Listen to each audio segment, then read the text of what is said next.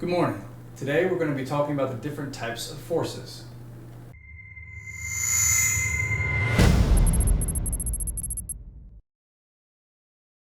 So first let's define what a force actually is.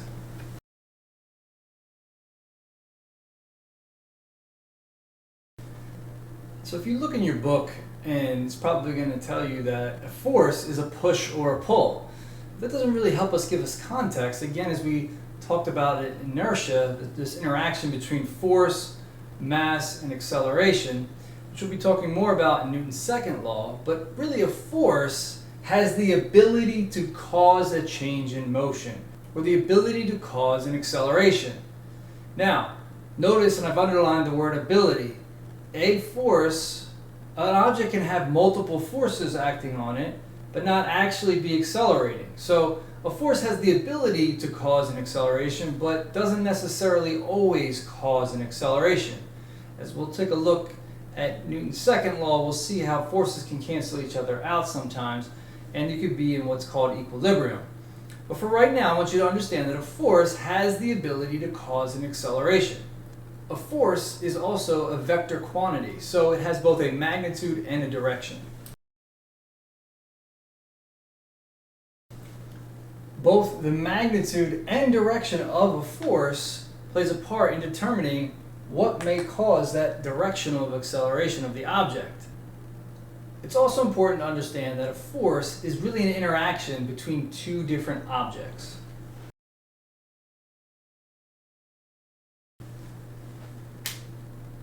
So again, a force is an interaction between two different objects. Let's take a look at a couple examples.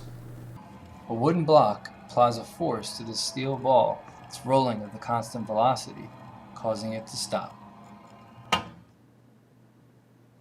The soccer ball and the earth interact through a gravitational field, and the force of gravity pulls the soccer ball down to the center of the earth.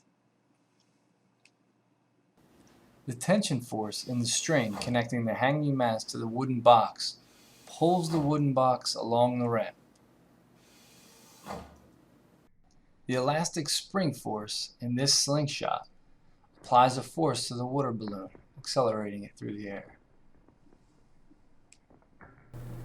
So forces can be broken into two different categories.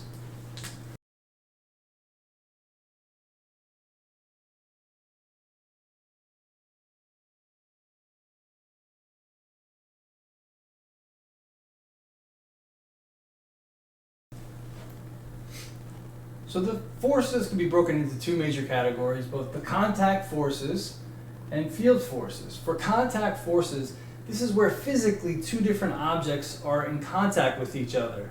And they can have what's called an applied force, which is essentially when there is a push on something. When I was pushing on the bowling ball, I was applying a force to it. Now that was an external force that was being applied to it. So any force that's being added or pushed onto an object can be an applied force. We have drag, which is air resistance, which is just really a specific type of friction. All types of friction between surface contacts, which we'll talk more about. We'll get into friction in a lot greater detail. Normal force, which is really a supporting force from any solid, stable object, and it's a push. The tension force is when any type of pulling force on a cable, rope, or string.